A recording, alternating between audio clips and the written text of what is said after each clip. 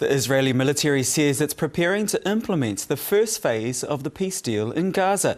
Hamas is calling on the US to ensure Israel adheres to President Donald Trump's peace plan, but crucial details, including the timing, post-war administration for the Gaza Strip and the fate of Hamas, have yet to be outlined. Khalil Sayegh is a political analyst and the president of the Agora Initiative, and he joins us now from Washington, D.C. Firstly, Khalil, you lived most of your life in Gaza and the West Bank. What was your initial reaction to this news? There was a sense of relief that the slaughter of the Palestinians in Gaza will finally stop and potential ceasefire is at hand. I think that all of us have been holding their breath and waiting to see this stopping. That being said, I am well aware of the imperfection of the plan in the sense that it does not provide a very clear outline to get out of there, and it does not obviously address the very grievances of the Palestinian people and their right to freedom and statehood. Yet that being said, it's a quite positive development to see finally a ceasefire and stop to the killing in Gaza. Now, Donald Trump says this is phase one, but we're missing a lot of crucial details. Are you concerned about the lack of clarity at this stage?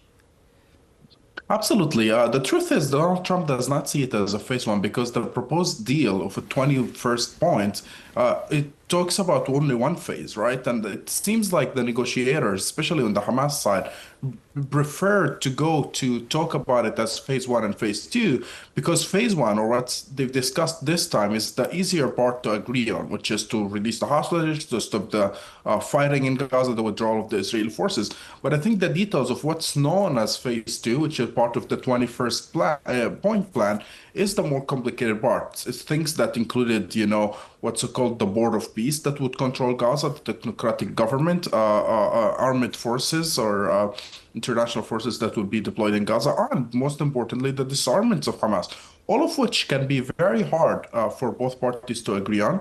And yes, I think that would be in the second phase, and there is very much reasonable doubts to have about whether phase two of this agreement could be achievable or not. And also not to mention the fact that we don't know if actually there is a clear connection between phase one and phase two, since we haven't seen the actual document that was signed by both parties. Can I have a look now at the aid and medical supplies? Because what does this mean for entry of aid and medical supplies into Gaza? So supposedly, according to agreement, there should be not restriction over aid supplies and goods entering Gaza. Gaza Strip has about five borders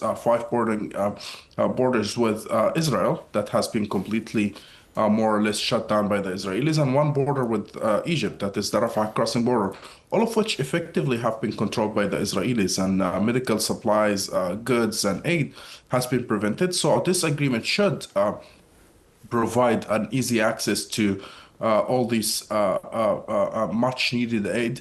Until now, we haven't seen this happening yet. We haven't seen also a stopping of the fighting, but in the next few hours, we should know more about the details of that.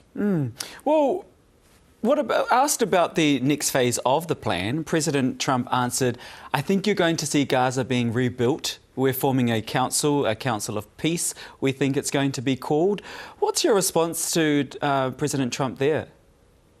I think it's definitely positive. It's good that he's seeing that. It's good to see him walk away from his old remarks of, that there will be a permanent ethnic cleansing and displacement of the Palestinians, that the Palestinians have to leave, right? Go to Jordan, Egypt, and the place will be turned to River of the Middle East. So that's a quite positive development. That being said, the reality is that the devil is in the details and that things could go wrong at any moment on these issues, because, again, all these are contagious upon, Hamas disarmaments and others. And what if Israel comes tomorrow and say, well, Hamas is not really disarming and we're going to do something about it? I think all these scenarios are quite a possibility. And until now, the Americans haven't spoken clearly about their plan in the case anything goes wrong, beside the fact that Mr. Trump have said before, if Hamas says no, we're going to fully back them going back to war. Now, Donald Trump appears to have had a crucial role in brokering this deal.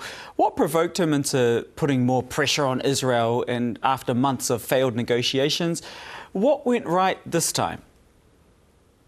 Just to put it in the words of President Trump himself, Israel cannot fight the entire world. That's literally what he said to Mr. Netanyahu. And I think that Trump has started seeing that the entire world is turning against Israel due to their war crimes in Gaza and the reckless actions that they've been committing for the last 2 years, but also the changes within the Republican Party and younger conservatives here in America feel that this has been going on for so long, and they feel that the war is dragging America to spend more money on Israel, and they are very frustrated by that, and they're not happy about it. And Trump himself have had always this ambition of solving the Israeli-Palestinian issue to gain Nobel Prize peace himself. It's something that motivated him, and according to different sources, he heard about these issues since his childhood from his father, and thus he has the personal motivation himself to be involved in this issue more. From Washington, D.C., Khalil Sayegh, thank you very much for your time.